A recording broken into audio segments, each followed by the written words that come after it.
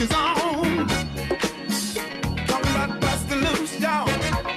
Busting loose to my love Jones. Busting loose to each his own. Give me the bridge, y'all.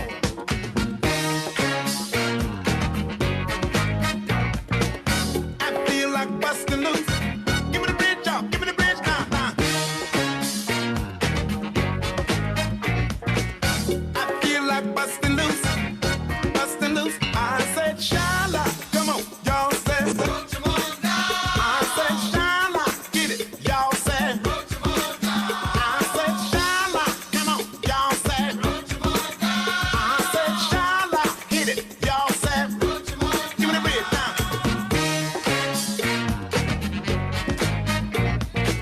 Now I feel like busting loose. Give me the bridge, y'all. Give me the bridge, y'all now. Now I feel like busting loose. Busting loose now. Busting loose when you want to deal. Busting loose doing what you feel. Talking about busting loose, girl. Busting loose when you want to deal. Busting loose doing what you feel. Talking about busting loose now. Busting loose when you want to sing. Busting loose, baby, do your thing. Talking about busting loose, girl. Busting loose when you want to sing. Busting loose, baby, do your thing. Give me the bridge, y'all.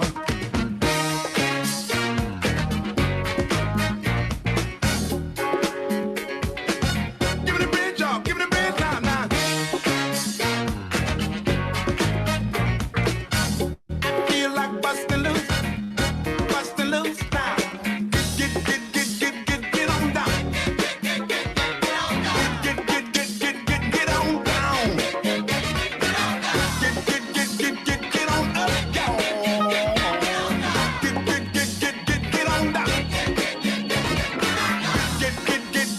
Get on up, y'all. Come on. Get on down.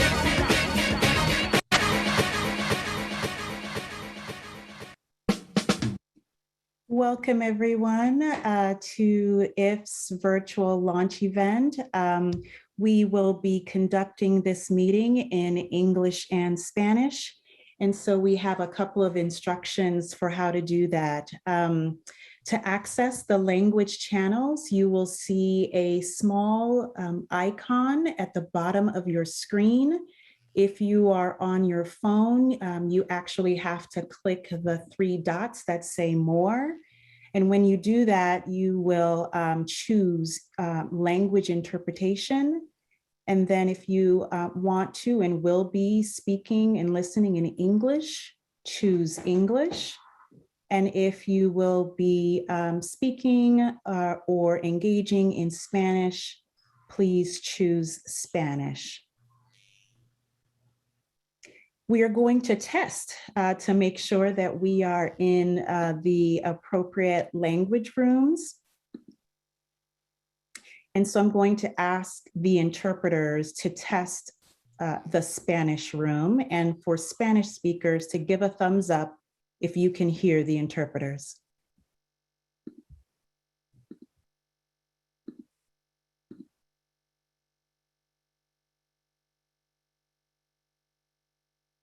There's so many people I can't see. So Leslie, did you do thumbs up? Yes, I see Leslie. Okay, great.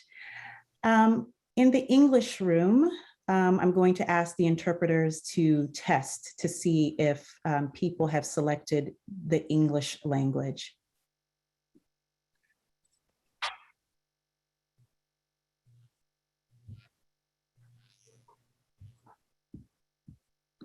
Thank you, everyone.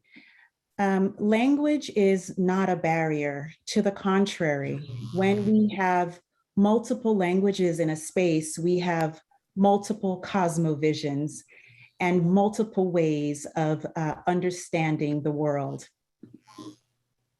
We have the opportunity to expand and deepen our perspectives, our imaginations, the possible strategies, tactics, and visions for what is possible. To practice language justice, it will take all of us. It is important that only one person speaks at a time, that we speak at a moderate pace, that we say our names before we speak, and we speak up. Today's session is being recorded, and we hope you will keep your video on so that we can make this session feel as engaging as possible. We also hope you will live tweet during the event using the hashtag #WhatIfDMV.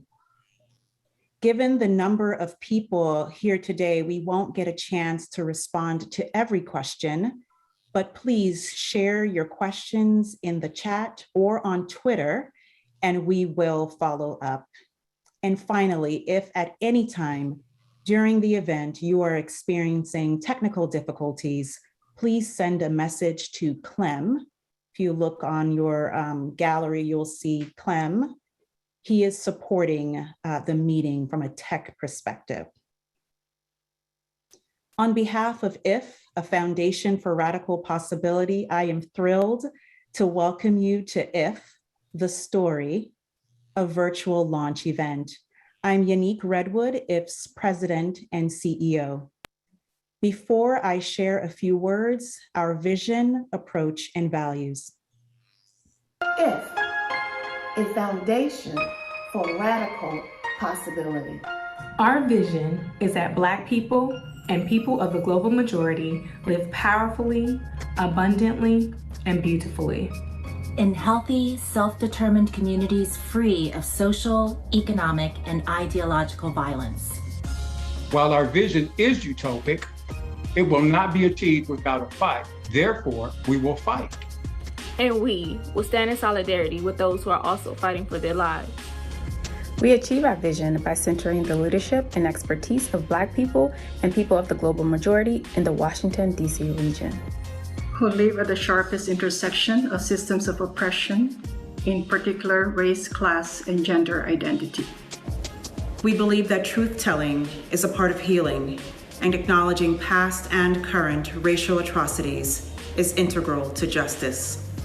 Compartimos relaciones de confianza con comunidades, socios y colegas, donde se comparte de manera equitativa el conocimiento, poder y recursos. Estamos comprometidos con la innovación y la toma de riesgos, y adoptamos ideas audaces que alteran el status quo. We prioritize radical learning and share lessons to make way for progress and effective action. We acknowledge the inconsistencies and contradictions inherent in the philanthropic enterprise. And we aim to model the vision we believe is possible. By ensuring our own policies, practices, and operations are transformative and reflect the values we hold. And finally, we stand firmly with communities that have been most harmed by systems of oppression and support their ability to exercise power. Join us at ifdn.org to learn more.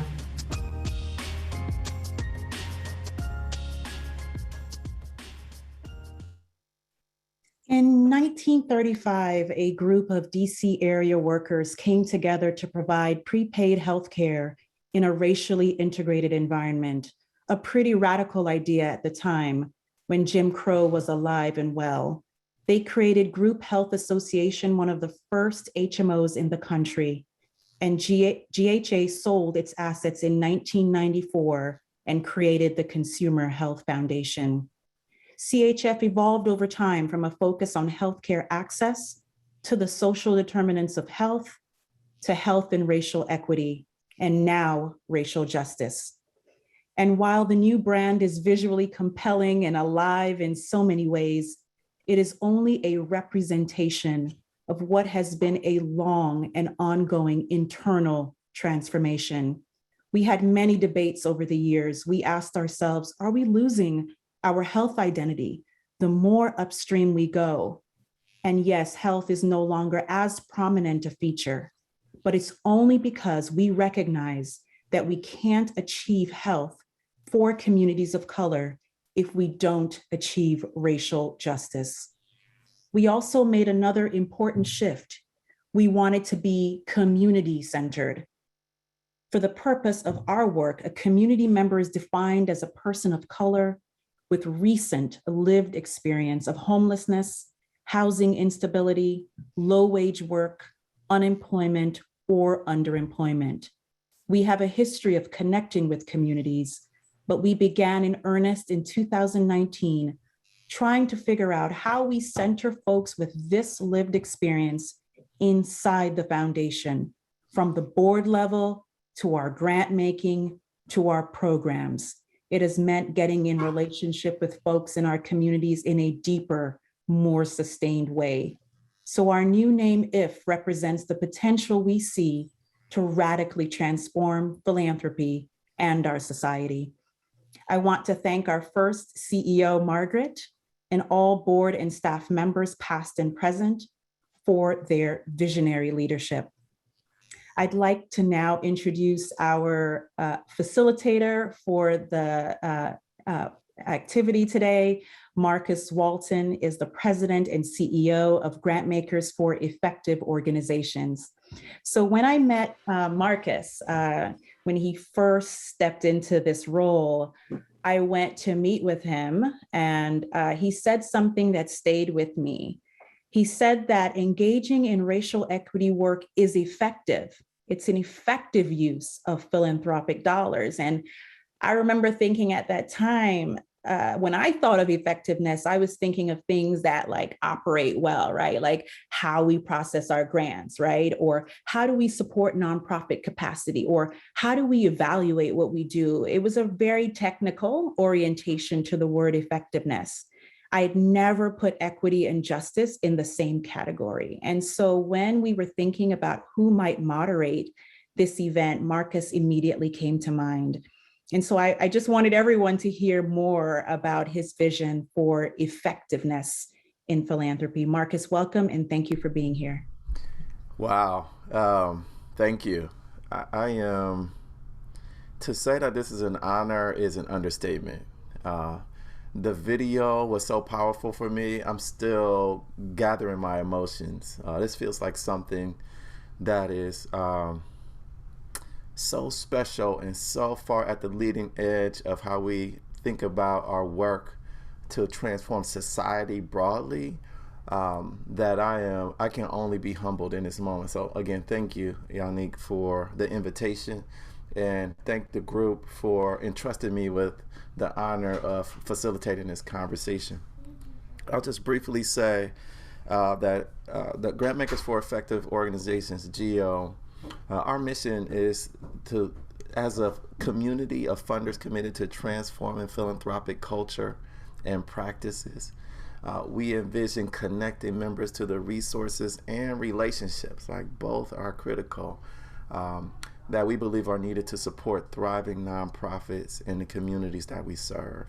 And we do this in a way that's guided by principles that are equity-centered and community-driven. And so the alignment of the vision of Yannick, your leadership, and IF's guiding purpose, which was articulated so powerfully and modeled so well across a shared kind of leadership in the video, is totally in alignment. And so I am just acknowledging how much we are following in the footsteps of this really courageous moment.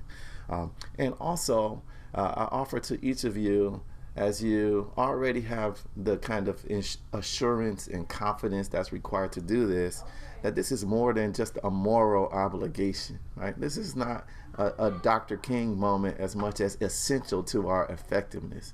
And so what we are absolutely saying is that after all has been said and done, a review of 20, 30, 50, 100 years of looking at the opportunities where the impact of individuals coming together with a shared vision for change has actually been realized, that the only way that's been done is collectively. The only way that has been done is through organizing our resources as a group of people who share a vision for thriving, not as individuals who hoarding power or with a singular belief that only the change is only possible by one way.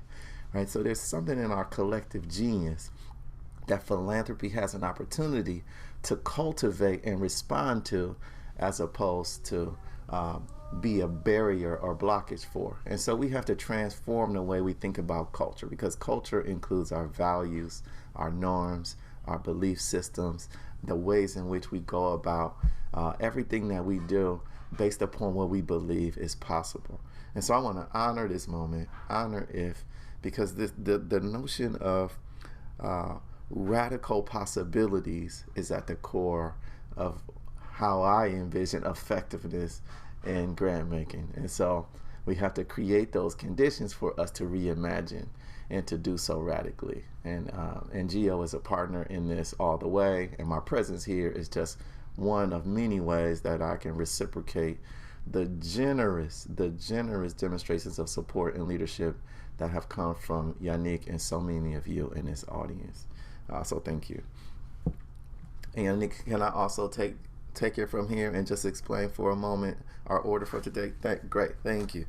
I want to share what we call our pop, and this is going to be fun, right? And so it's deep, it's powerful. I already got the goosebumps. I got the feeling in my gut like I'm in love. I'm looking around like, what just happened? And I'm realizing that I'm in community. I'm in love and community. So my body is responding to the energy that's present here. So thank you all for doing that. When we talk about a pop, we talk about our purpose, our outcomes, and our process, right? This is a way for us to really focus our energy toward this reimagining process and really honor and celebrate this moment of the new creation of this entity of IF. And so this new way of organizing an agenda moves as follows. During the first part of the event, there will be 2 panel conversations with 8 trustees of IF. In the first panel, we'll hear from community organizers and activists. I'm a little biased towards organizers, but shout out to all of the activists too on the board and their role in IF's racial justice and community-centered transformation, right? So we're going to hear from the folks who are closest to the work, who also happen to be in a very significant power position within the organization. Again, one of those really important practices for the rest of our sector to follow.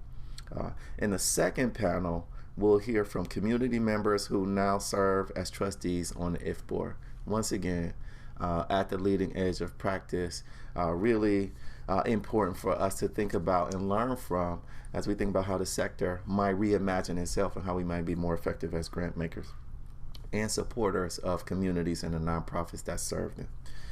After the 2 panels, we'll kind of go out into breakout sessions, all right? There'll be 5 breakout sessions total, and each session will be led by an IF staff member. Right? And so there'll be some instructions for how we do that. Everyone can just stay calm and enjoy the ride. There'll be plenty of opportunities to get the guidance that we need to make this a smooth transition. And then lastly, we'll hear a few closing words and call to action from Wendy Chun-Hoon, IF's board chair, and Han Lee, IF's VP of Strategic Partnerships. All right, so there's a big lineup here. But also, I'd be remiss if I didn't remind everyone to feel free to stay on afterwards, just for a short after party, a little shout out celebration where DJ Umoja and DJ Chiron will face off in a friendly music exhibition, aka battle, for those of y'all who also are members of the hip hop generation as I am. If you remember those battles, they are nonviolent expressions of creativity using the DJ arts. And we'll have that demonstration and also toast the IF board and staff. So once again, thank you so much for your attentiveness. You now have a sense of what to expect. We really look forward to you leaning into those conversations around the 5 pillars. And of course, we look forward to your presence at the DJ battle.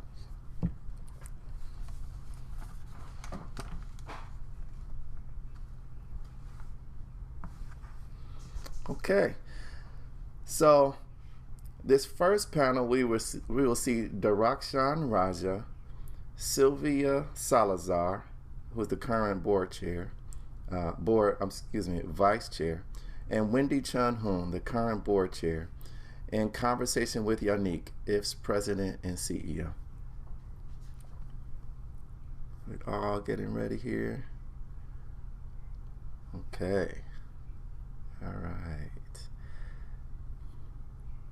So, Darakshan, Sylvia, Wendy, Yannick. I think I see you all now. If you can all come off mute. Okay, great. So with no further ado, let's get into the questions. I'm going to ask around 5 questions, but let's take around, look at the time here. Let's go from around, we have around 18 or so minutes. So I'll move us through, but feel free to really dig in and underscore the theme of today around community-centered transformation, right? So behind the scenes. So first question, and I invite any of you to respond. The journey to include community members with lived experience on a board started in 2012. And as I mentioned, it's a bold, leading edge practice even today. Tell us about that journey. Give us some insight into what was your experience? How did this happen? So I first want to say that we are committed to sharing lessons, right, to make way for effective progress. And so please take everything that I'm about to share in that spirit. And so I started at CHF then in 2012, November 2012. So I'm coming up on 9 years at the foundation next week, actually.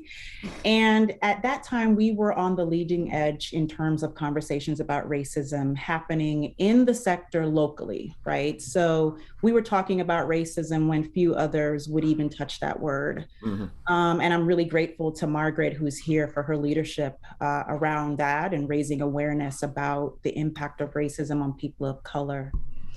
But as I was engaging in my 90-day observation of the foundation, so right, I said I wanted 90 days to just take a look around, talk to partners.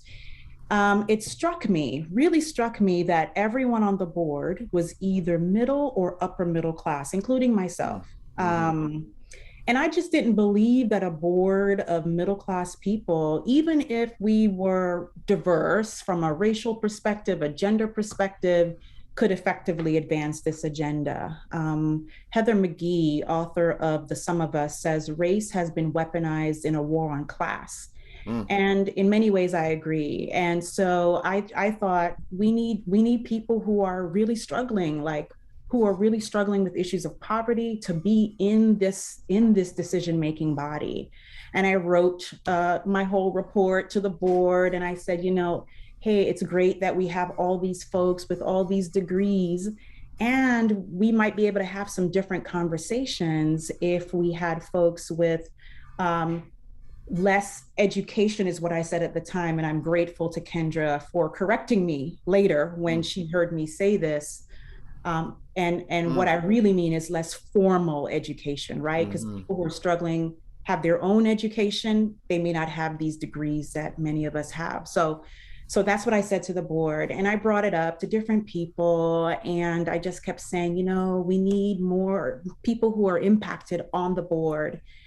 And there was definitely a little resistance, right? So not the vicious kind, right? But the subtle kind. It was like, people's lives are complicated. They don't really have time to do board work. Or, man, if you recruit somebody and tell them that you're recruiting them because they're poor, like, how does that sound?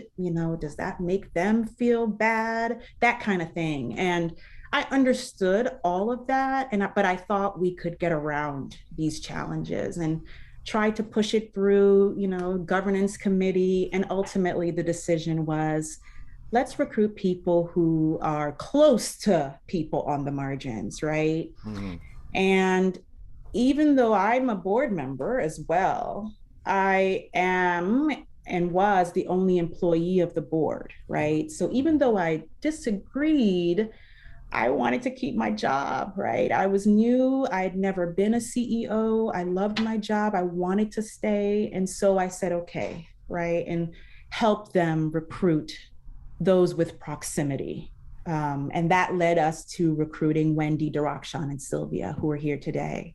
Wendy was working on paid sick leave. Darakshan was organizing with Justice for Muslims Collective. Sylvia was organizing Latina immigrants to purchase their apartment building and turn it into a co-op. And then they joined the board and really became allies as well, right? In trying to bring directly impacted folks onto the board. So the last thing I'll say is that Wendy, Darakshan, Sylvia, and I have had debates about whether it took too long. So this was 2012, right?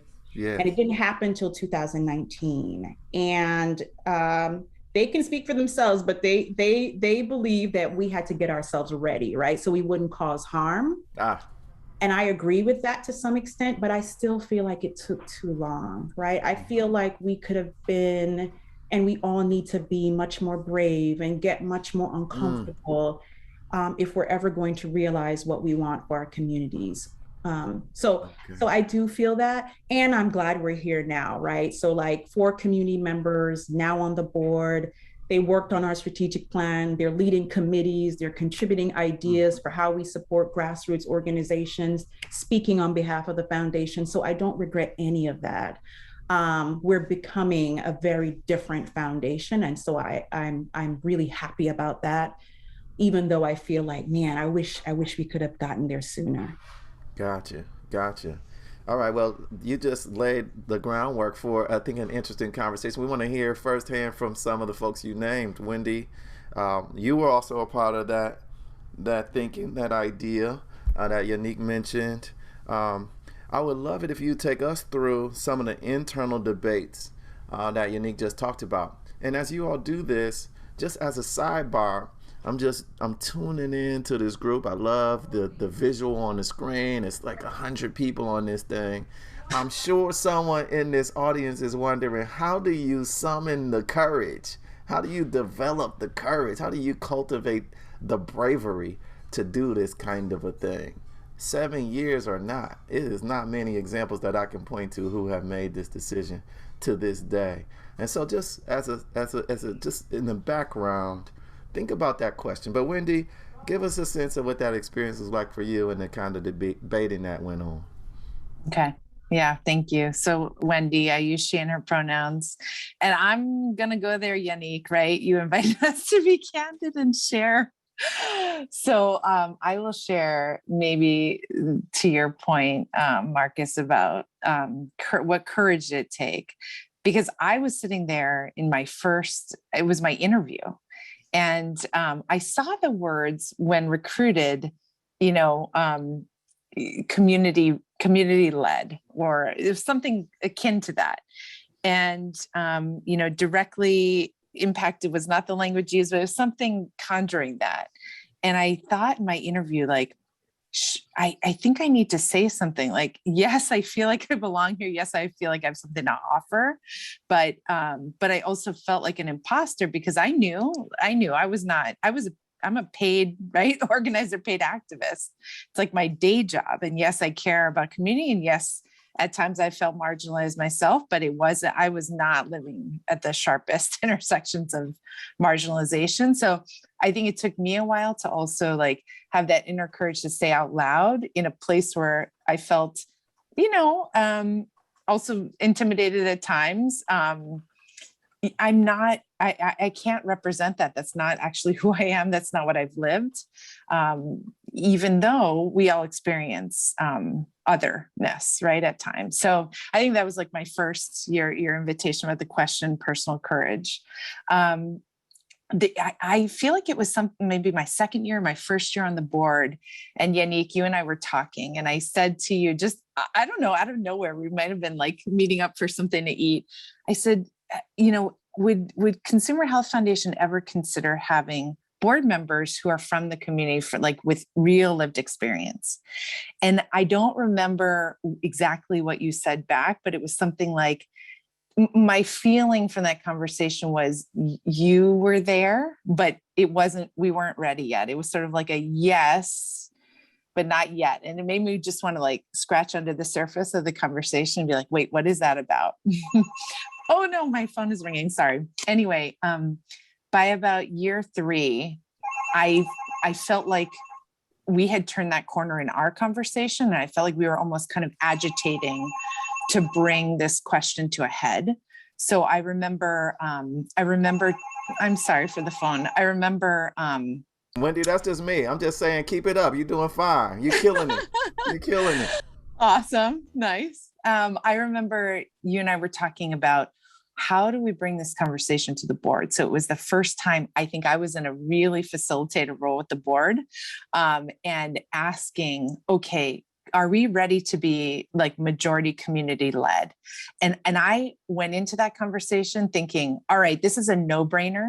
And I was pumped up for it. And Unique, I remember you were sort of preparing me in a very subtle way to listen for more nuance there and like, what is the undercurrent? And around the same time you were sharing, you were reading Peter Block, and we started talking about this, what is the answer to how? The answer to how is yes. And I was really, again, personally motivated by that and just trying to kind of meditate on it. And, so I'm going into the conversation with the board, trying to facilitate, and I'm like, we're there. And I hear a lot of different answer to the question, how. It wasn't a yes.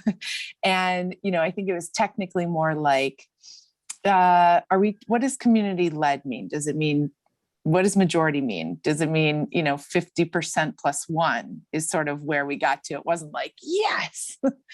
And shortly after that, we did, the conversation was live, and we met up at Casa Ruby, and the feeling from that night and sort of the anxiety in that night finally got me to the place where, ooh, this really can't be rushed, because the feeling in the room was this kind of like polite discomfort, I would say.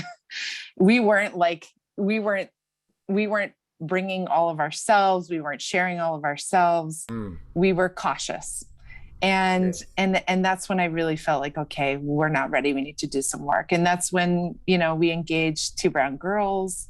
And I remember the exercise where we actually like embodied, where are we along the spectrum? And we were all in different places. And we did that exercise over and over again to kind of make space for, okay, we gotta address that head on. We gotta talk about it. So, I feel like those were kind of, for me, memories along the way of the journey that we took. This is beautiful, and you're setting the tone. I see the questions coming up in the chat, the comments. You remind me of the importance of vulnerability in all of this. We hear these terms thrown around, and you're modeling this. So thank you again. I just feel the compelled to thank you for your courage, individual and collective. But what about you, Sylvia? You were the first person of the three recruited to the board. How did it feel then? How does it feel now? What is present with you as you hear the conversation build? Well, back then, you walk into the room, and I, as a community organizer, I kind of code-switch between like what my professional job is and being in community. And I was like, who do I bring into this meeting? And the minute I walked in and I saw everybody, I saw the degrees and the titles, like just, how accomplished everybody was. I'm like, okay, professional, has to be professional, because this is the way that I'm going to relate. And, the culture compared to then, and like who, like Wendy was saying, like who showed up, who we brought ourselves to be in the room, that has evolved over time. And, it was like very like, like if it kind of felt like, you're professional, you're in a setting, you're in a room, you're meeting, you're getting to know each other, but we really didn't know anything about our journeys as people of color, our journeys in terms of how we got to be in the room together. And that culture has shifted so much. And today, like, I can tell you about like, we did this Tree of Life exercise where we got to know like what struggles each of our families and like generationally, like where we come from, what motivated us to be to where we are today. So I would say the biggest change for me has been the culture and how open it is and how comfortable we are with even like the discomforting like moments. And I remember like at different times serving on the board. And I remember when you were mentioning, Wendy, Casa Ruby and how we went there. And I was like, are we ready? Okay. I was just so nervous about just proposing the idea and even going there. Like, could the board handle it? How comfortable would we be? And it was, it was definitely a learning moment. And it taught me how we just needed to do that work, like Wendy was saying. And to go from that place to where we are today, and to have been ready during this time of pandemic, and where institutional racism are at the forefront. We've been there. Like, we've had these conversations. Like, we know, like, when we just try to do like the polite, nice thing, like, that's past. Like, we have to be very direct and honest about where we are and where we're going. And I feel at this particular moment, we have been ready, and we can now move ahead. And we're still learning, we're still evolving, but it's like night and day that how much the culture has changed. Yeah, we can feel that from each of you. Darakhshan, last but not least, you get a chance to weigh in. And then I want to just ask one more question to each of you. So Darakhshan, you respond, and then I'll ask one question and I'll open up to the entire panel to respond. Yeah, no, definitely. I think for me, applying to the board, I actually didn't think I was going to be selected as in the board. It was a application process. I didn't really see myself on the board. And I think a lot had to do with the fact that the board was made up of very accomplished, Black and brown and white folks who were, accomplished, and talks in terms of talking about that respectability that is pushed on a lot of people of color. Like, this board was it, folks had made it. And so as somebody who was just starting out of my journey in even being in leadership in an organization, there's a lot of imposter, right, syndrome that you go through. Are you ready for it? And, for someone like me, I'm not right now impacted, but I come from a working class background. I know what it means to, struggle and think about homelessness, all of that. And so I was also in this space of just like, all right, what is my relationship to being impacted? Who am I here? And always that discomfort of, I can only really speak for my own experience. I can't really speak for others. And so I think coming on the board, I remember there was a moment in my interview where I was being sort of told that we're bringing you on because of your proximity to community, and feeling really sort of very, very uncomfortable about that, because there is a lot of danger to one person's experience, your individual experience, being used to check off a checkbox to say, oh, we got impacted people, but really, what kind of impacted person do you have right now? Is this somebody who 10 years ago was going through it and now has sort of made it in some ways, and so is a little bit more cleaner for your image? And so I was really reeling with a lot of that when I was on, when I got invited to the board as well. And when I sort of stepped in, again, for me individually, there's that weight of representation. And in a lot of tables of power, we know that one way that folks try to evade who has power, oppressive power in the room, is by saying we have one person here that, checks all these boxes. And so I think when we started going through this process of bringing on community, the constant thing I was thinking about was, if we're going to bring folks on, you need to bring multiple people on so that they can actually support and amplify each other. Because to bring one person on when the majority of the room is not there is actually creating an oppressive dynamic and putting a lot of weight on for one person to have to move the table. And often that weight gets put on people who don't have that power to have to shift and change. And that's a grind and a struggle that you are going through in every part of your life, in your workplace, and navigating systems of support. And so really, for me, it was about thinking that CHF cannot be another, and if now, cannot be another place of traumatizing and triggering folks to have to do that work. And so what do we really need to be doing to be able to thinking about power as a collective and bringing multiple people on? And also for those of us who were sort of that middle kind of compromise, how do we amplify and support people who are directly impacted to come onto this space? And when the time comes for us to step off and let others, that's what sharing power is really about. So I think for me, those are the thoughts that I consistently have. And I will say that, I sort of came on around 2016 or 2017 onto the board. I know Yannick mentioned that, she had this vision much, much sooner. And I always think too that, change takes some time. And so now to be in an organization called IF, which is totally different from the CHF I walked into, where healing justice is centered, where culture, community power, where all of that is happening. I mean, that took years and years of back end work and labor, including people that were invited in to guide us and move us. So I do want to say that, like, yes, change took some time, but I think doing it in a way that is not going to harm people, put them and re-traumatize them is also very, very important when we're thinking about our institutions. Okay, wow. I was trying to ask for 15 more minutes and just disrupt the whole agenda. Yannick said, no, there's no way we're going to do that. I'm just kidding. Thank you all so much. We want to respect everyone's time and appreciate, again, what is building. There's a very thoughtful agenda that we're following here, and I want to do my part to keep us on track, which we are.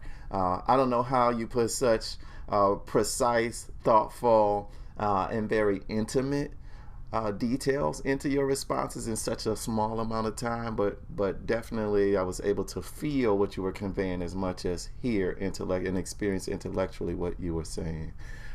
Just as a reminder to everyone, because we are using the interpreter tools, we want to speak with a moderate pace, not slowly, but just not as fast as we can get into our rhythm. You know how we do, especially when we're on the roll. So we'll just offer reminders along the way, but we're looking good. Thank you, first panel, for getting us started. I'm going to hand it over to Aja and Nicole to get us started with the next panel.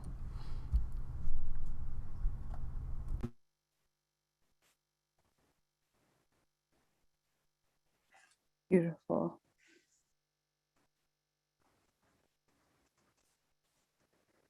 Well, thank you all for having us today. We're excited to be in conversation with Dilcia and Tony and Robert and David, who was the board chair in 2019 and 2020 when we worked with the Consumer Health Foundation, now IF. And so Dilcia and Tony and Robert are three of the 4 community board members who joined the board in 2019. And initially were part of the group of community members who worked with us over the course of, and members of the board at the time, around the Foundation Learning Days, which was the kind of first step in learning about this move to being a more community-centered board.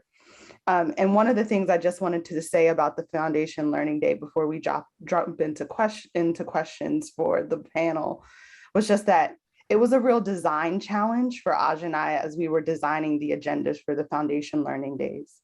There was 3 things that I think we were thinking about as we were creating those agendas, both how to leverage the experiences and richness and knowledge that people come into the room with, right? Because we know that even if people's sense of what a foundation does and was limited, they had experience that were comparable around how they were organizing in their own communities. So we wanted to make sure that that was present in the agendas we were building. There was also this question of how to make sure that the spaces felt like they were level setting spaces. So people come with diversity of experiences, but also what's the baseline of purpose and outcomes that you want people to have.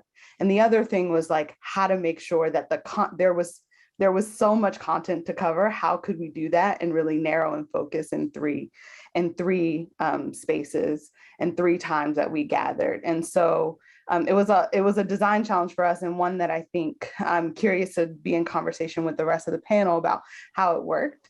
But Aja, is there anything you want to add about how the Foundation Learning Days? Totally. So I'm Aja Taylor. I use she and her pronouns. Certainly it was a design challenge. I think also because one of the things that was clear to us from the beginning, definitely that Sylvia and Yannick were really driving home, was that this was going to be a multilingual space. And so we had to be thoughtful on the front end about interpretation. And the reason we're saying this is because the learning isn't just in the result of the Foundation Learning Days, but we deeply believe that the Foundation Learning Days themselves were integral to really level set, not just for new board members coming on, because for us, it was also important that existing board members, for all of the reasons that the previous panel said, also had some level setting, right? What does it mean to show up in a space and have to share power? What does it mean to show up in a space and not be, and have to acknowledge other sorts of expertise or other sorts of learning as expertise, right? And frankly, what if you've ever done anything with Nicole and I before, I mean, what was also going to be, what had to happen was we were going to have to talk about the racist and capitalist roots of philanthropy.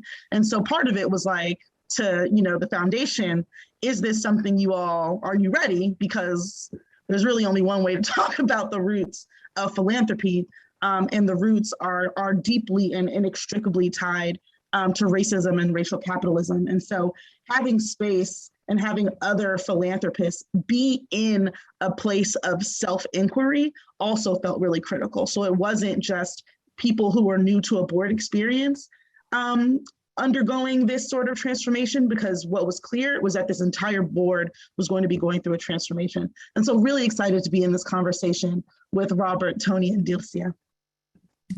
So our first question for anyone who wants to respond to this question is, what's one experience that stuck out from you from the Foundation Learning Days? And so Dilcia. They're not up yet.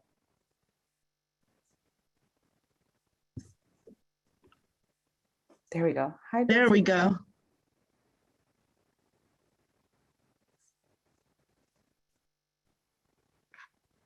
Hey, Dilcia. Hola. Hi, Quiero asegurarme que las personas que no hablamos el idioma dominante también están escuchando. Hola, soy Dilcia Molina, soy parte de la Junta de IF.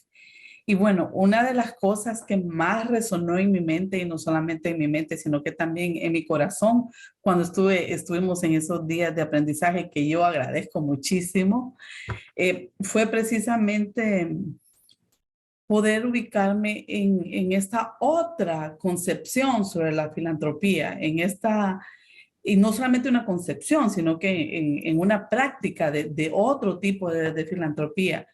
Yo venía, en mis más de 50 años, venía de una concepción de la filantropía como un asunto de caridad pequeño burguesa, ¿verdad? Esto, lo típico, que la gente que tiene un montón de dinero y le sobra, ¿verdad? Pues bueno, voy a darle esto a los pobres porque pobrecitos los pobres. Pero realmente creo que eso es con lo que yo me quedé, y fue lo que realmente me impactó y me enamoró de Consumer Health Foundation en aquel momento, y ahora esta otra concepción de lo que es la filantropía, y que puede llevarse a una práctica, una concepción, una práctica progresista de los bienes y de las riquezas. Thank you for sharing that, Dilcia. Robert or Tony, do you all also have an experience that you all want to share from the Foundation Learning Days? Yeah, I guess I can go. Yeah, I mean, for me, I guess meeting Yannick and you guys was just, I mean, already knowing Aja from, work with Bread for the City. And just the whole engagement, there was a lot of amazing folks there who engaged from the community. Some folks I know, organizers I've already been knowing. With the work, I've been doing with PFFC. And for me, it was a chance to learn about foundations and how they relate to communities of color and the giving of monies and some of those injustices that occur, and how we might be able to come together to address some of that and change some of that. And so, yeah, it was just a really wonderful experience for me. I mean, and I was like, I'm just so honored that I was able to become part of the board, and just the work that I've done with Tony, getting to know him and getting closer and, coming to love that brother. It's a really beautiful brother. So yeah, I mean, just that was basically my experience. I mean, and always, you know, just coming with the how do we engage, you know what I'm saying? You know, most of my advocacy is for Black men like myself, you know what I'm saying? That last kind of generation of children who parents marched with Dr. King and you know, those women and men, and making sure that they have a place to be. So, and seeing how we can, you know, as an organization, we can continue that fight to make sure that folks have resources, you know what I'm saying? Because for me, the Consumer Health Foundation, as it was before it became the IF Foundation, is like a place, you know, that helped. And I was always about trying to bring about, you know, health recovery to Black men like myself. So I see it as another opportunity to learn, like I said, and just continue to try to address, that place for us to be. And it's just been an amazing journey. And I'm just so proud that we're here where we're at right now. Perfect. Thank you, Robert. Tony, do you want to respond to this before I ask David to respond? That Saturday, walked into a wonderful edifice. A lot of people there. To be honest, I didn't know what I was getting myself into because I'd missed the first session. And I remember a brother that I knew from Miriam's Kitchen introduced me to Yannick, and he swore up and down that we had met. And I looked at her, beautiful younger sister. I'm like, no, I don't know her. And she was like, no, I don't know him. And so that's how we, you know, that's how the day started. I was like, why the hell am I here? What is going on? But I was so moved by the number of people, the courage of the people, the transparency of folks, lived experience, the diversity was off the chain. And I thought I had walked into Shangri-La. Thank you, Tony. So David, I want to pivot to you and get you in this conversation to ask, you were the board chair during this period, and I would love to hear kind of you reflect on what the foundation learning days were like to you from your perspective. No, thank you, Nicole. And I also want to say to both of you, what an incredible job both of you did in bringing us together and bringing us to this space in a way where all of us were valued and all of us were empowered to begin this journey. So I want to just say that to both of you, and getting to know you better was just such an honor and a privilege, especially with Asia, you know. So David, come on, man, you got to get more involved. And I really appreciated that. And so, as I really think more about this, I can remember back when I was growing up in New York City in the Queensbridge projects, and my parents talking about getting involved in the movement with Dr. King. And I always imagined what that must have been like, right? What was it like sitting in those rooms and talking about freedom and organization and everyone had a voice.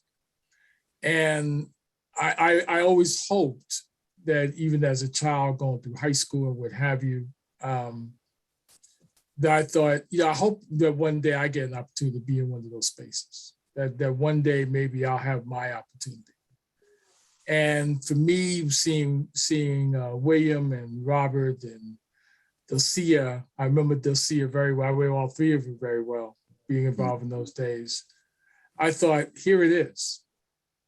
Here is the movement building conversation that's happening in this space, and where everyone was welcomed, where every voice mattered.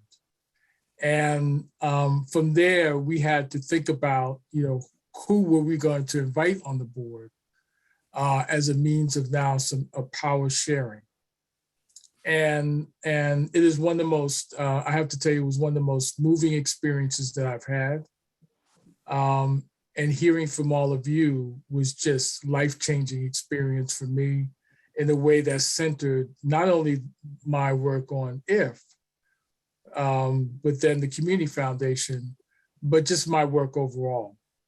I'll say this in a very emotional way. I'm I'm going into my late 60s now. And sometimes you wonder then, are you at a time where you can still make a contribution, honestly, that you have to get out the way and make space for others to contribute.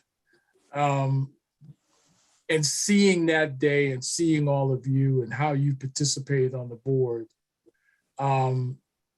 it is a complete honor and privilege to watching all of you, how you've made such an incredible contribution to this work. And to be part of that, I felt like I could truly say what Marcus was saying, to be a part of that is such a humbling experience for me in a personal, deep personal way that I'll never forget it. And I'm just truly blessed to have been part of that gathering. Thank you, David. Thank you, David. So, Dilcia, let's move to you again. So thinking about everything that you've done on the board from, since you joined in December 2019, what has been the most rewarding or eye-opening experience so far, or even the most troubling experience, if there's something where you're like, ooh, this was a real point of stress or a real point of tension? Curious about that, and also curious about how you've grown in this process and what supported that growth. And we're going to start with Dilcia, and then anyone else can jump in. Bueno, la experiencia más impactante y que a la vez también me preocupa es todo lo que hace IF o Consumer Health Foundation con el tema de la justicia en el lenguaje.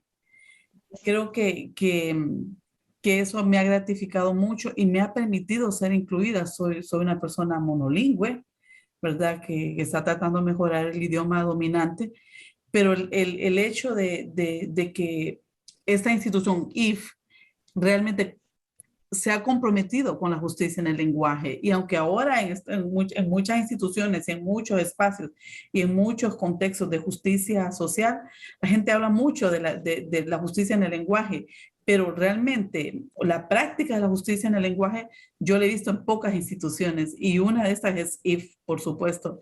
Entonces ha sido para mí muy gratificante, me ha permitido ser tomada en cuenta, existo, se me escucha y yo puedo escuchar a otros y a otras y puedo hablar en el idioma en que mi madre me arrulló y eso para mí es importante. Pero también me preocupa porque sé que hacer posible la justicia en el lenguaje requiere de mucha inversión económica, ¿verdad? Y eso a veces me inquieta porque no es barato, ¿verdad? Y me inquieta eso y digo, oh Dios, a veces siento, hay mucha inversión en mi participación, ¿verdad? Pero de eso se trata. Cuando hay participación comunitaria requiere muchos costos, se invierten muchísimos recursos y creo que IF está siendo coherente en lo que piensa, en lo que dice y con su práctica. Y para mí eso es muy importante. Yes, and I just want to uplift that point. If there is going to be community inclusion, investment is necessary. Seriously, put that on a t-shirt. Tony or Rob, y'all have, either one of you want to share? No, I would just say, for me, I mean, one of the things I think was just really extraordinary for me because, 2019 was, we were, supposed to mark something. We established a holiday. We celebrated, and I was just like, oh, just so many amazing people, what I'm saying, or part of the Consumer Health Foundation, and then COVID hit, and and man, I was just so frustrated because I'm like watching this fool that we called the president at the time, and I'm like, this is crazy, and then my mom's died, and 4 months into COVID, so it was just so many folks that I knew had passed away, and it was just really hard. And but I knew that, you know what I'm saying, I had this, you know, these people that's supporting me now. And, you know, it helped me a lot. And I was just really amazed by how much help I received from folks. So yeah, that was like just the help that I received from people, just being able to talk through some things. Even now, you know, with just the help that I received, because, you know, like, just like I say, meeting Tony, you know, and getting to know him, and, you know, and being a male, and I just know, you know what I'm saying, as far as I be trying to make it clear, I know that people are people, and we have to be able to support our LGBT community. I think that needs to be really understood, but also I need to be able to talk to other Black men like myself and be able to, like, yes, we need to be able to make that connection. And so, and yeah, I was just, being able to connect with Tony and you know, because he reminded me so much of my cousin. And I mean, I was just really surprised with the support I received. So yeah, I mean, and you don't hear that, right? So that isn't something that you necessarily hear from people who have board experiences, right? So one of the things that IF did was decide to have board meetings observed for a year to identify potentially harmful dynamics. And one of the things that was really important was observing who talked first, who talked the longest, who motioned versus who seconded motions, what comments may have had racist or classist undertones, also observing gender dynamics. So observing just all sorts of things, all of the dynamics that were happening in the room during meetings. And the board is actually really now unpacking that, right? And being in this exploration of what some of those discoveries were. And the advice for this observation came from one of my favorite people, George Jones at Bread for the City, who had, you know, recently gone through a similar process to include directly impacted folks on the Bread for the City board. And so one thing that we're hearing, even in the chat, you know, one thing that folks are saying is like, so how can we do this, right? What is the piece of advice? And so really want to hear from y'all, and David, let's start with you and then go to Tony, but want to hear from y'all, what would be a piece of advice that you would give to other foundations and other foundations and organizations who want to share power with community members and invite their leadership onto their boards? So David, Sure. Why don't you kick us off? Okay.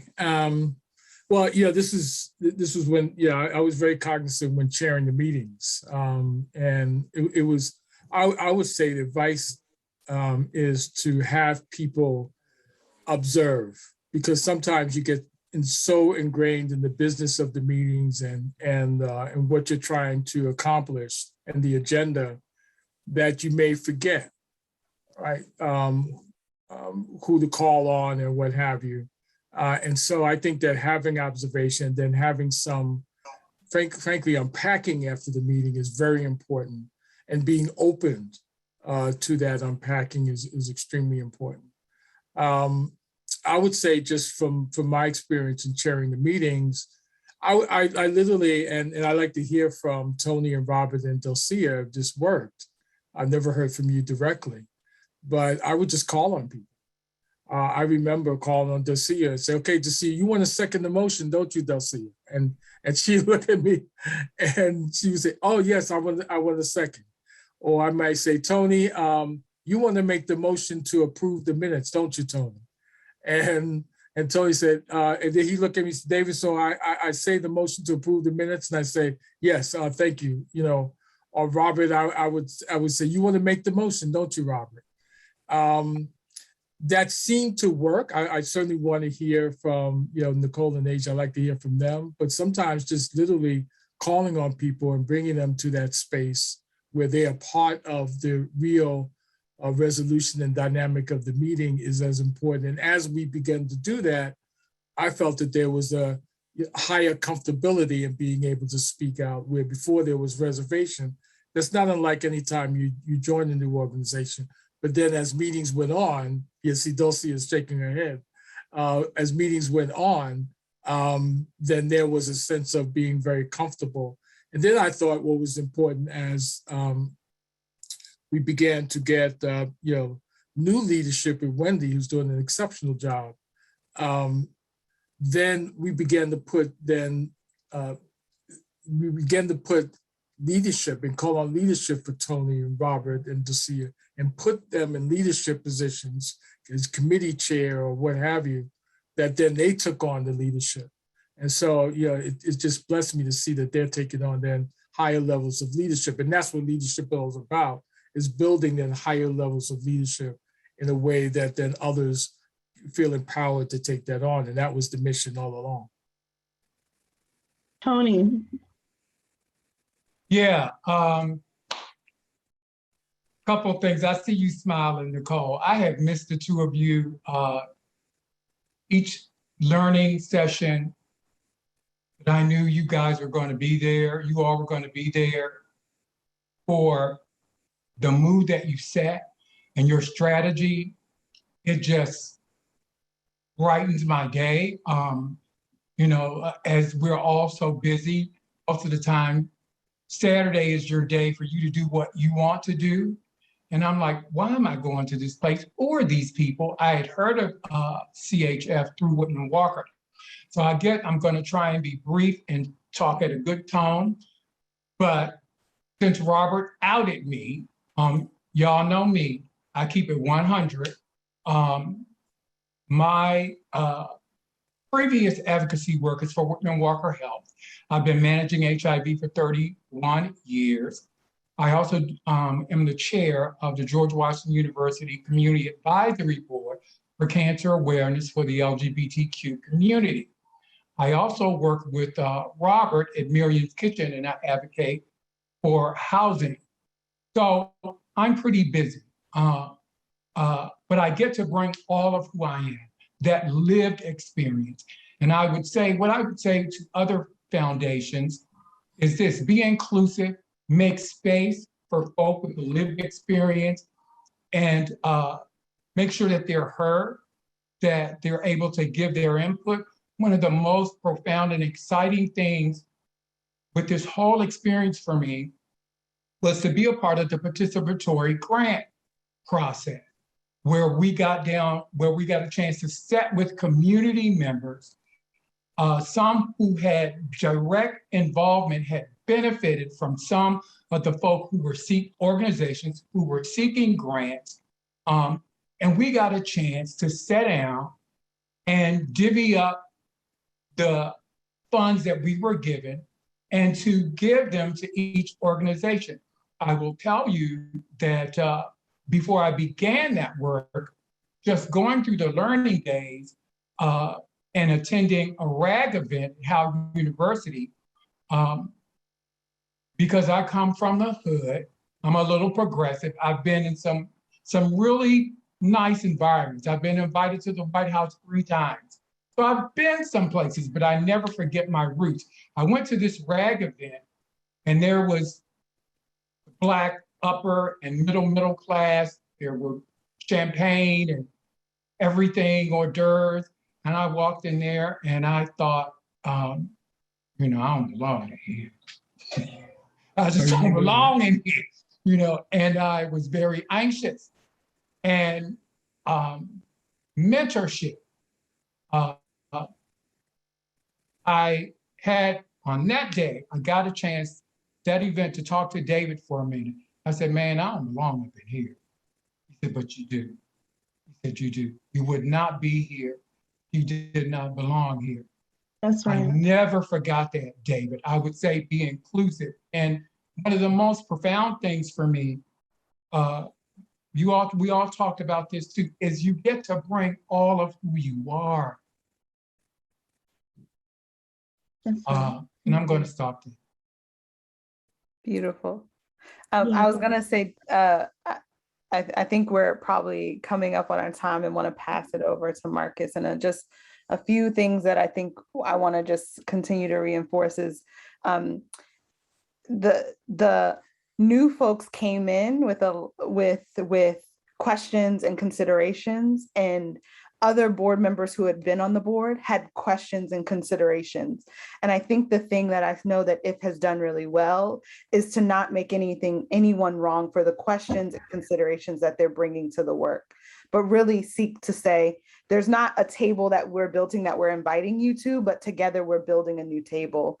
And so I just, seeing you all after not seeing you all for a little bit of time, is just so beautiful to me. And I feel, and I think I speak for Aja, very grateful to have played a very small part of your work, but we came to you all when you all were ready, right?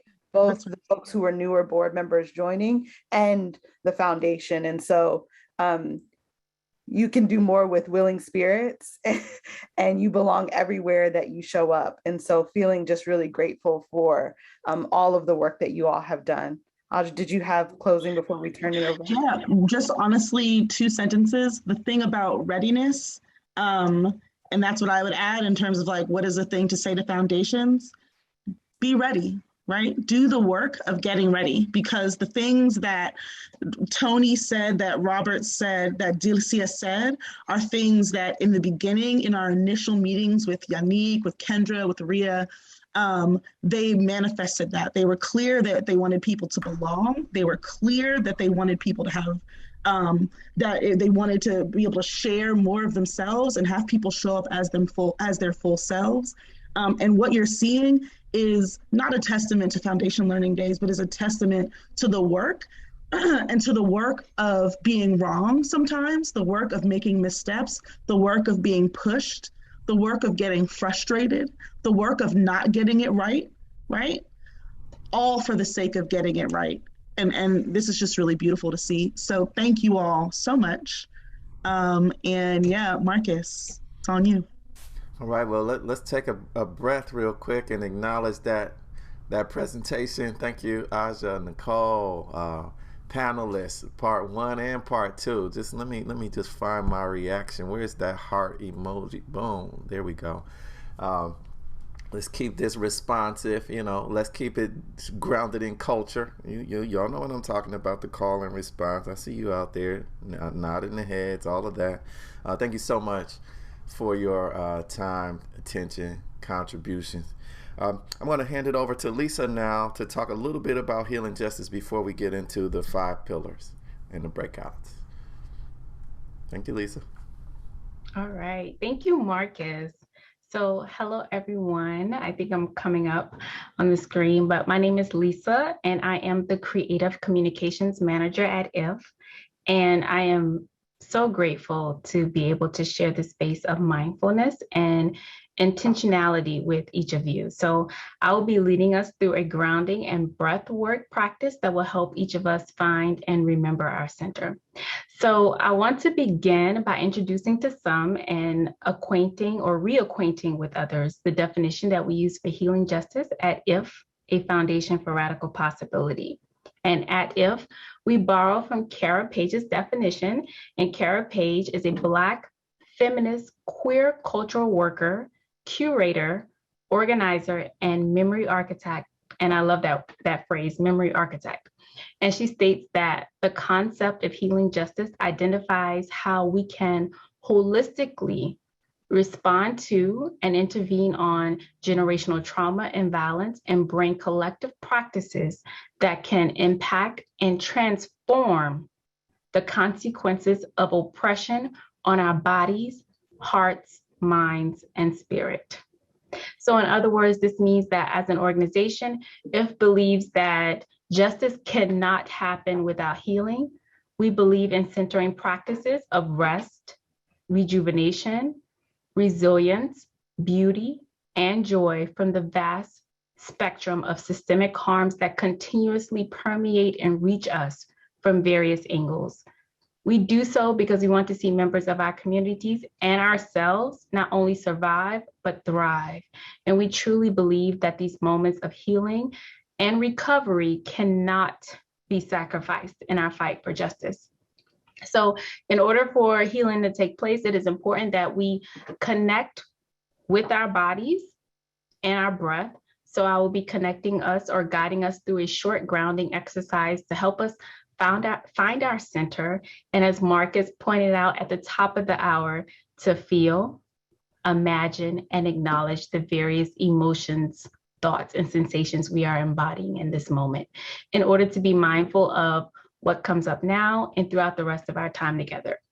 So you have the option to leave your video on or off as you connect to this practice. Please feel free to do whatever feels most comfortable for you. I will be turning my video off so I can facilitate this practice.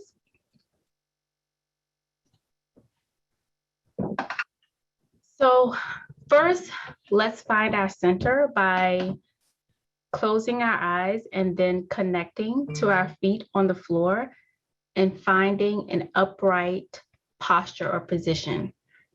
So whether you are seated or standing, stretch up through your spine and find length through the top of your head. I invite you to feel tall, feel strong in your seat here, and place your hand either in a neutral position on your lap or by your side. And while here, begin to connect with your breath. So begin slow, deep inhales. And remember that our breath is our center and our point of consciousness. So when we pay attention to our breath, we are focusing on whatever is most important. So which is being present and connecting with our body to be mindful of whatever comes up, even the most subtle sensations. So breathing deeply with a slow and steady inhalation and exhalation signals to our parasympathetic nervous system to calm the body down and find our natural center. So specifically, I will guide us through 3 deep inhales together. So together, I want us to first slowly inhale and exhale.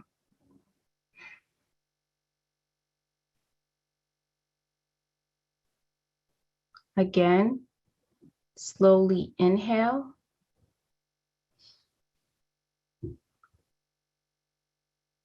and exhale.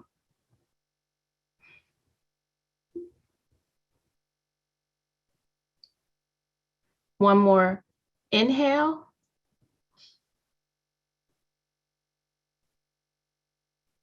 And exhale.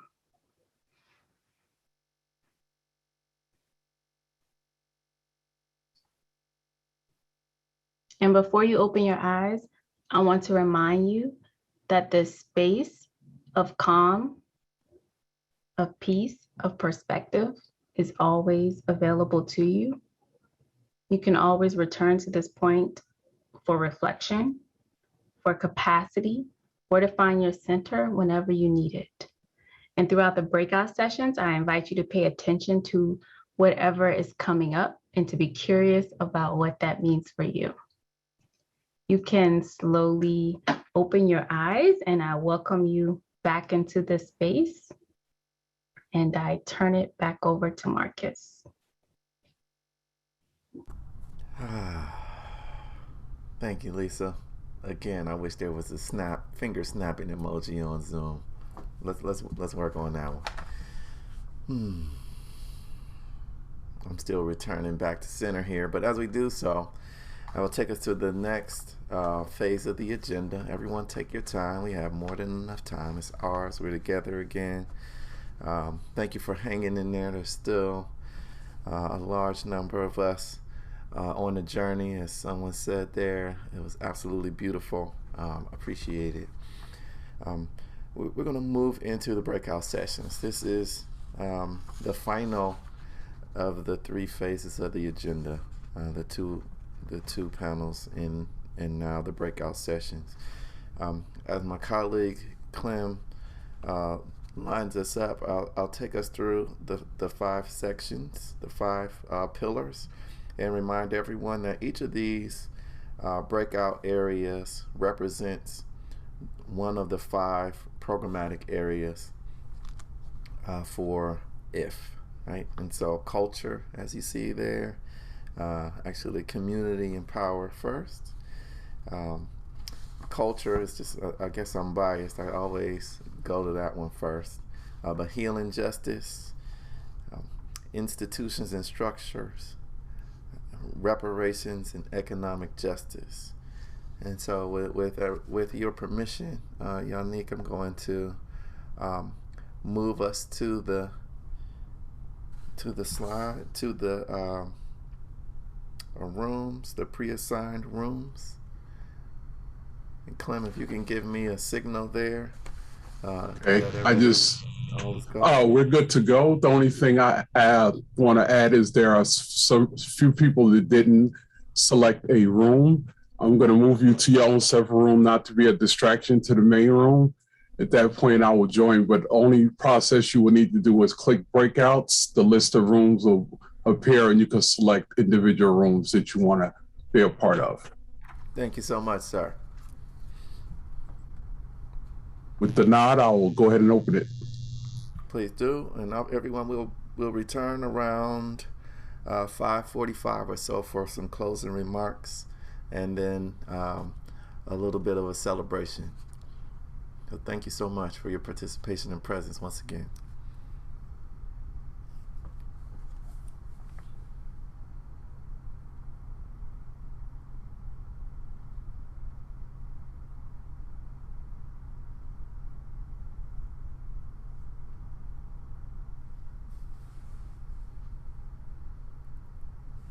There we go. You should see a note that is telling you to join the breakout room. Just click that and we'll see you on the other side.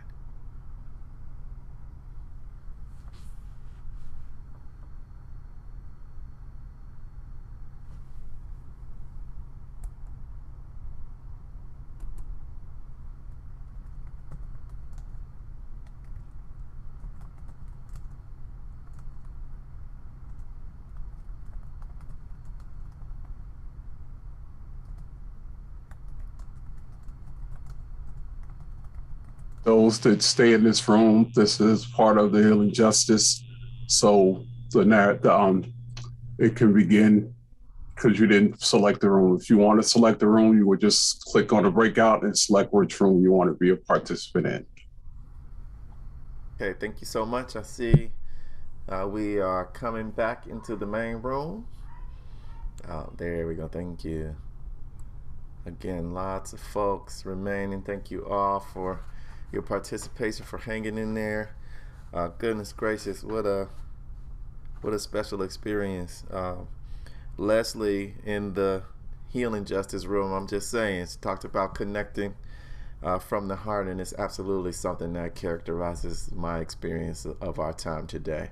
And it couldn't be done without each of you being fully present in the way that we talked about. And so as we conclude, I'm going to pass it over to Han and Wendy to offer a few closing comments, and then we'll make one final transition. Wendy, or excuse me, Han. Thanks, Marcus. Hi, everyone. And if you had similar experience, similar to what we did in a reparations and economic justice conversation, we needed more time. There's so much to unpack and dig into. But we hope you did get some great information in your breakout session. The conversation. So I'm going to lift up a few ways that we can continue to engage well beyond this launch event. So, for nonprofit organizations, grassroots partners out there, consider applying for a grant in our next funding cycle. You can check out the Apply for a Grant button in the upper right-hand corner of our website for the latest news about grants. You can express interest in joining our participatory grant-making committee by reaching out to Ria or Kendra directly. You can sign up to be notified when Yannick's book, White Women Cry and Call Me Angry, A Black Woman's Story to Decolonize Philanthropy, is ready for pre-order. You can do that at ifbn.org/culture. You can explore joining a funder table like Resourcing Radical Justice, the Virginia Community Power Builders, the Civic Action Working Group. Visit the institutions and structures section of our website to do that, or just reach out to Temi directly, especially about resourcing radical justice. And then for DC area foundations, volunteer to have the history of your foundation's endowment studied by reaching out to me. You can also reach out to me to make a grant or impact investment to support hospitality workers who lost jobs to COVID through our Let's Go DMV guaranteed income pilot. So many things. That's just kind of the tip of the iceberg of what we're working on. In general, follow and reach out to us via social media, by sending your info in the Stay Connected forum on our website. You can get newsletter updates from us. You can email us to our general inbox at info@ifdn.org, and you can reach out to our staff member directly. All of our email addresses are on our website under the Contact Us section, or you can simply hot tip. Our email addresses are our first names followed by ifdn.org. We look forward to hearing from you and to engaging in conversation with you. So I will pass it to Wendy. Thank you, Han. I'm so glad I didn't miss the call to action. We were absorbed in our conversation and came back a little late, but I'm so glad I didn't miss the call to action. I just want to just second everything you said. Like, thank you everybody for attending. Please, I think as a board member, I did check all the boxes and want to be involved in all of it. But really, this is about building deeper relationship with each other. So, you know, I would love to know anything you heard that can inform your work, anything that you heard today that is going to inform the way that you do your work. We are serious about realizing racial justice, but we need a much bigger community than even just the big group of us that are on the phone today and here in this space. To achieve that vision. So really, please be in touch. We want to be in conversation with all of you. Thank you. Okay, thank you. And so the time has come. I wish I was able to somehow reach out and tap someone on the shoulder or say congratulations a little more directly, but we are at the point now where we invite each of you as we conclude to stick around a little bit for a short cultural exhibition, as I described by the DJs. And we really encourage you to chat with the team, share any words of congratulations. Wendy, salute you and the others in leadership for the amazing work that you've done. I want to thank everyone for allowing me to be to the leader, the cruise director, if you will, for this important activity. And I'm going to turn it over to our DJs with no further ado. Thank you all so much. I appreciate you. It's so humbling and such a powerful experience.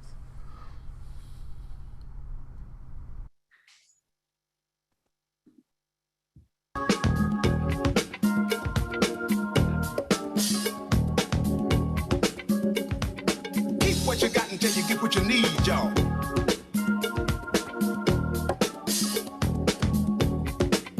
Give me the bridge now. I feel like busting loose, busting loose. Give me the bridge now. I feel like busting loose now, busting loose in the evening.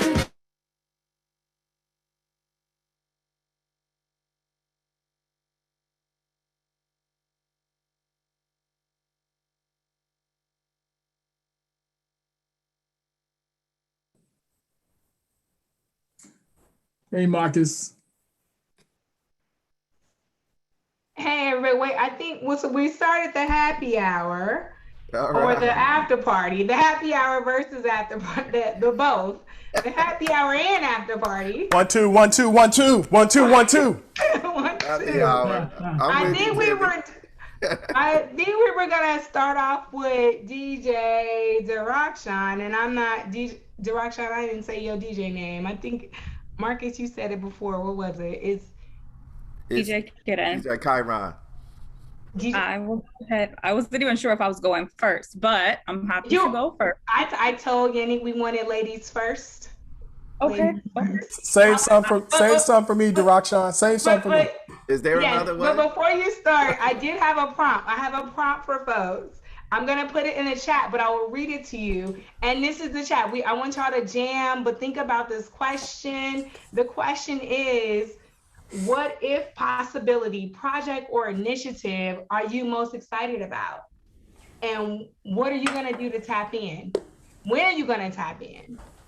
Let us know. I'm gonna put the prompt in the chat because, you know, if can't do this on our own. And so we're looking at our community and we're asking you, what are you excited about? How do you want to partner and tap in with us?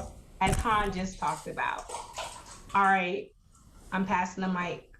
Go ahead, DJ, bring us in. All right. I'm really excited because I actually created something for today, which is 5 different music genres in 5 minutes. All right. So I would love if folks would think about guessing what song, what genre it belongs to. All right. So I'm gonna go ahead and share my sound. And really, again, congratulations to everybody. It's just an honor to be here. All right. Share.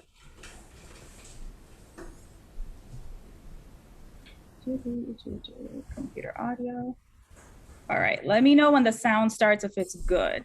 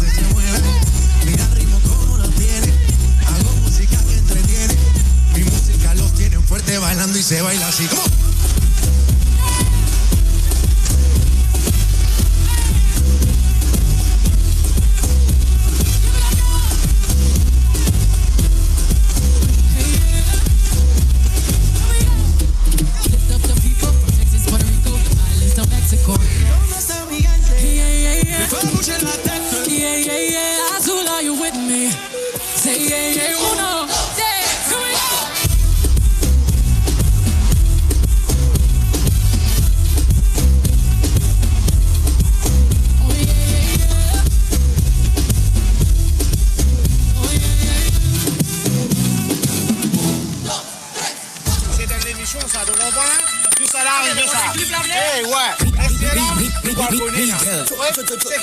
T'as une femme, toi?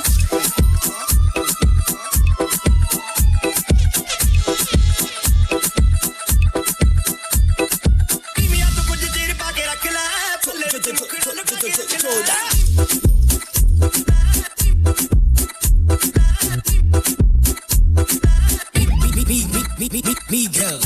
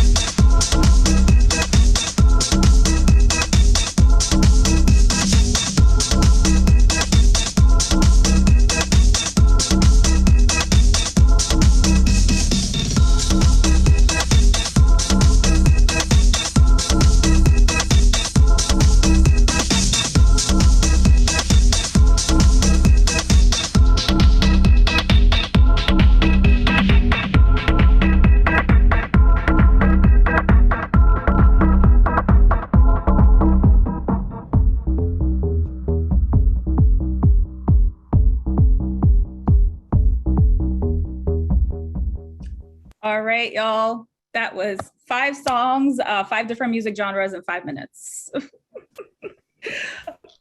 Thank you, Direction. I'm so glad you are doing this. I remember you telling me once that you had just started making time for this, and what a gift. And so I hope we don't call on you too much. We were like, Direction, can you DJ? So thank you for that. Just wanted to open up and just hear people's voices, right? So anything that has struck you today, anything that you're feeling, just if you could just raise your hand or just stack in the chat, just so we can call on people, because we haven't gotten a chance to hear a lot today. And so just wondering if anybody wants to say anything, congratulate us, we'll take that. Please feel free. Oh, Dia, yes.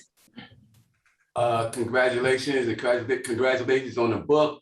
I'm just curious why if instead of AFFRP, that works better as an acronym? Which one? If instead of You mean like as a foundation for radical possibility?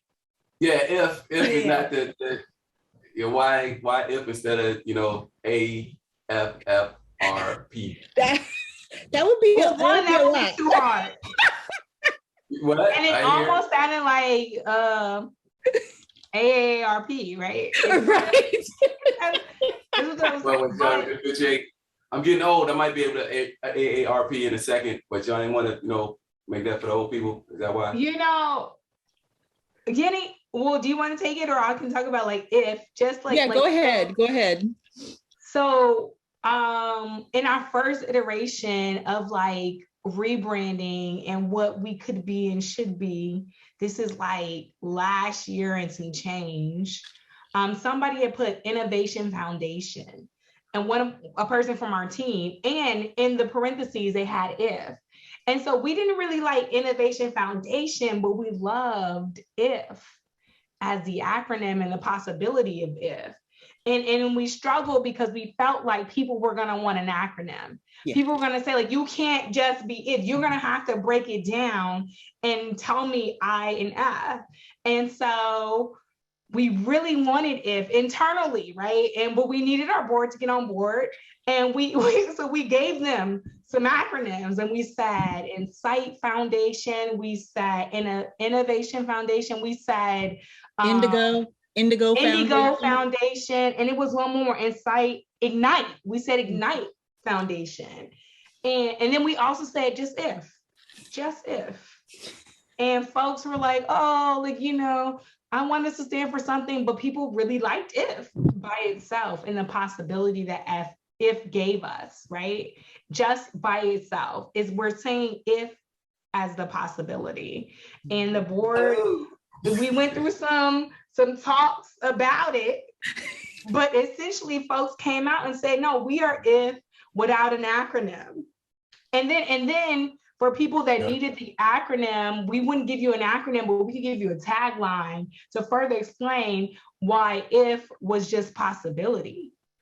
And so this is how we came up with the tagline, IF, a foundation for radical possibility. What if we did all the things and all the things that we wanted to do, all the wishes, all the things that philanthropy is actually supposed to do, right? Talking about like what Yannick and Marcus talk about, effective, right? Like when you get beyond programs and like, you know, tax write-offs, if we're getting to the root, right? What is the possibility here?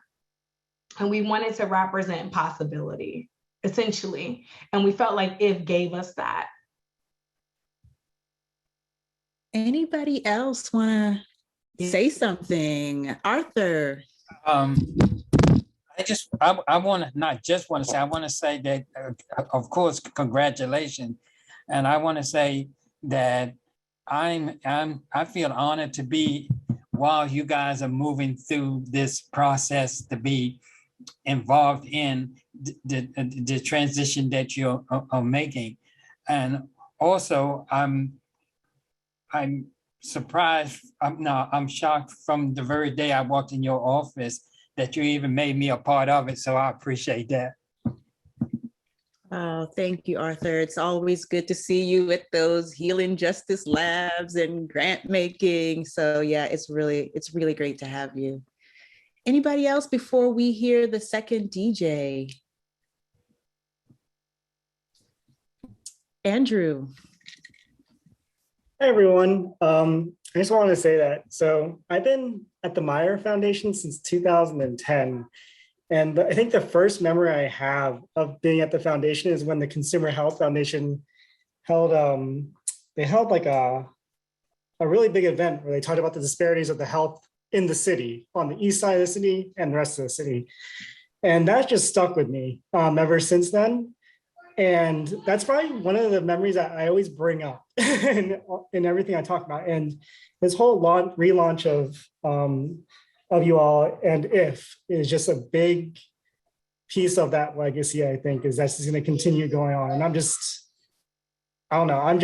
completely like amazed by all the work that you all are doing. So thank you all so much. Oh, thank you, Andrew. Really appreciate that. Anyone else? Or we can move to the next round. So DJ Umoja, I'm a little partial. I love to rock DJ Kyron, but I'm a little partial to this next DJ. And so DJ Umoja, take it away. Good evening, y'all. 1 2 1 2. Can y'all hear me? My name is Ronnie Galvin, and I have the privilege of being the life partner with Yannick Redwood. I just need to say that to make sure the whole world knew that, and to make sure y'all know that I'm getting the better end of that deal. I'm getting the better end of that deal. By day, I'm Ronnie Galvin. I work over at the Greater Washington Community Foundation with Tonya Wellens.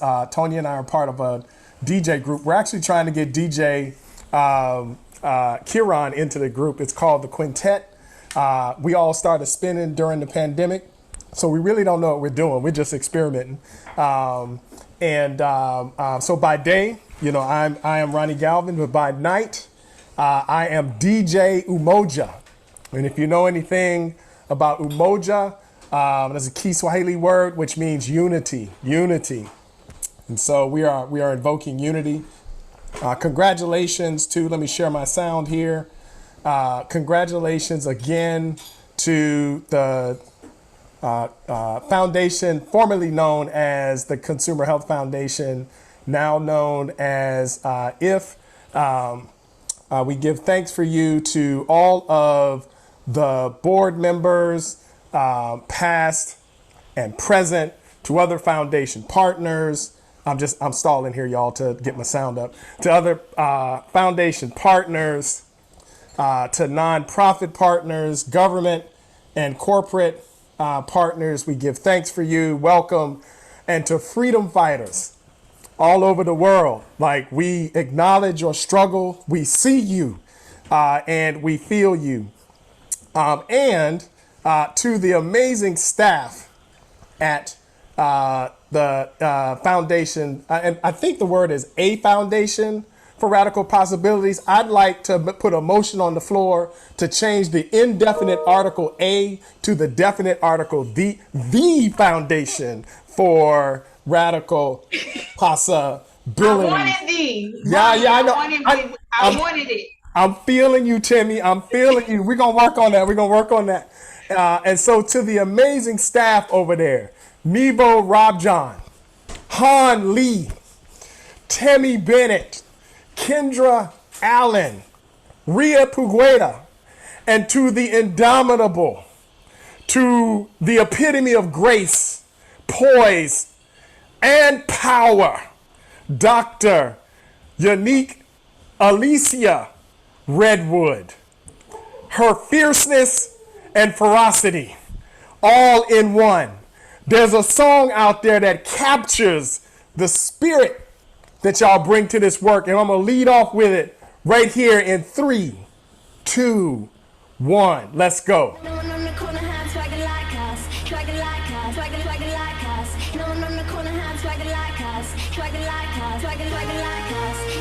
Can y'all hear that? Can y'all hear that?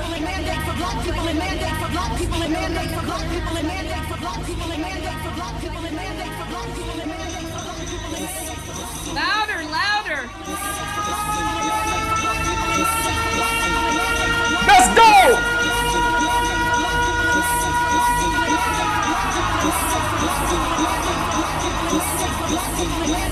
Can y'all hear it? Can y'all hear it? This is the remix, y'all. If, a foundation for radical possibility. Let's go!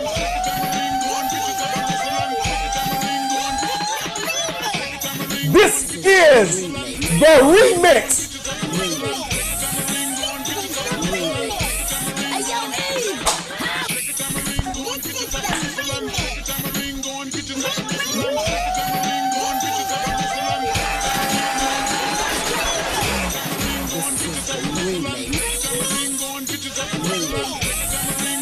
Let's go!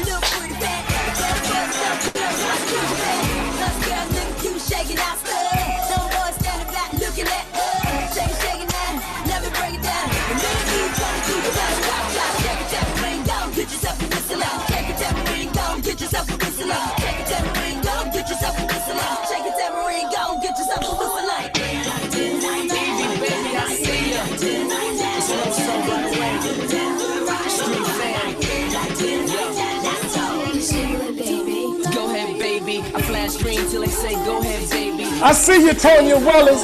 I see you. I see you, Han Lee. Let's go. Put them up. Put them up. Put them up. Can we say stupid on your forehead, baby? Since I got with LA, I ain't gotta check them bills. Damn, this is how Beckham feels. By the way, I be Lamborghini. Wait for it. Wait for it.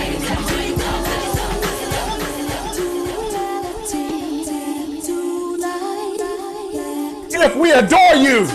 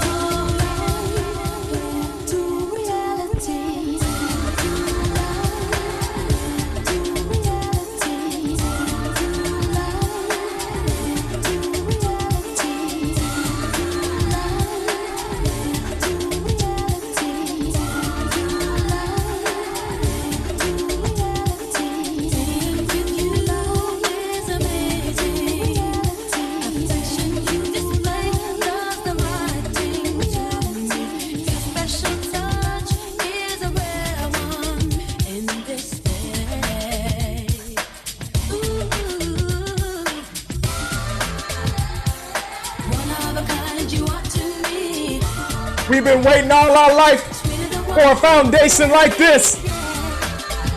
It's been too long. Now is the time. Now is the time. It's been a long time.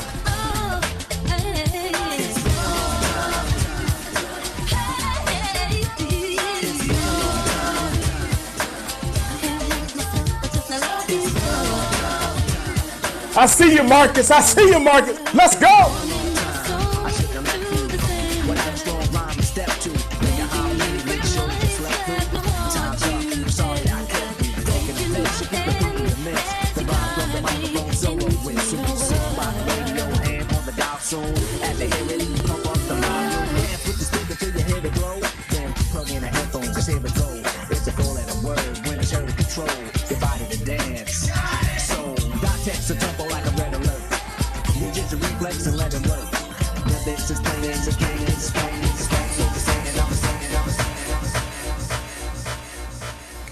Woo!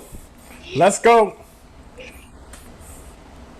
Thank you, thank you, thank you. That was amazing. Thank you, everybody, for hanging with us, for staying through the event, and then joining us for this after party. If anyone wants to say anything, I know board members are here. Anybody, before we close, I'd love to open the floor back up.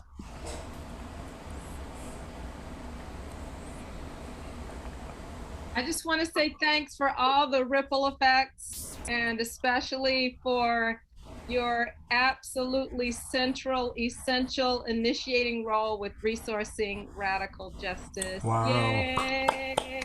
Woo!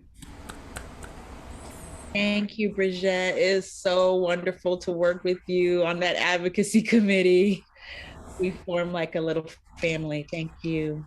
Anybody else before we hop off to go grab dinner and take care of business and kids and anybody else? Thank you, DJ Kyron and DJ Umoja, for helping us to celebrate. Anybody else? I'd like to say thanks for the music. The music was fantastic. And thank you, all of the people from IF, all of the people from all of the other organizations that are about the business of making life so much better for a lot of people. You know, the things that you're doing are going to affect many people. And the program that I'm working with, that you're helping with, the 75 are just the tip of the iceberg. It's gonna go around and around and around, and many people are going to be affected positively by your assistance. Thank you so much.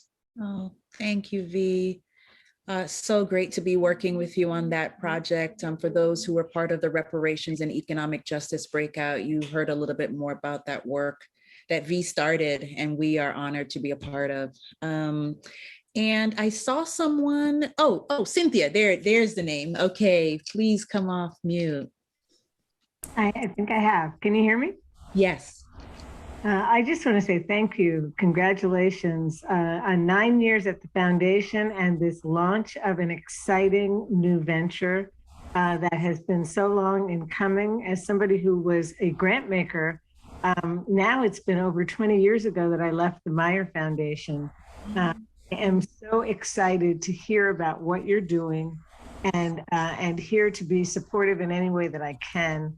I'm just very, very thrilled, and it's lovely to have the intentionality, the determination, the commitment to true justice. It's an everyday fight. Freedom defines itself through struggle on all fronts, and it's so uplifting to see you leading the charge from where you are.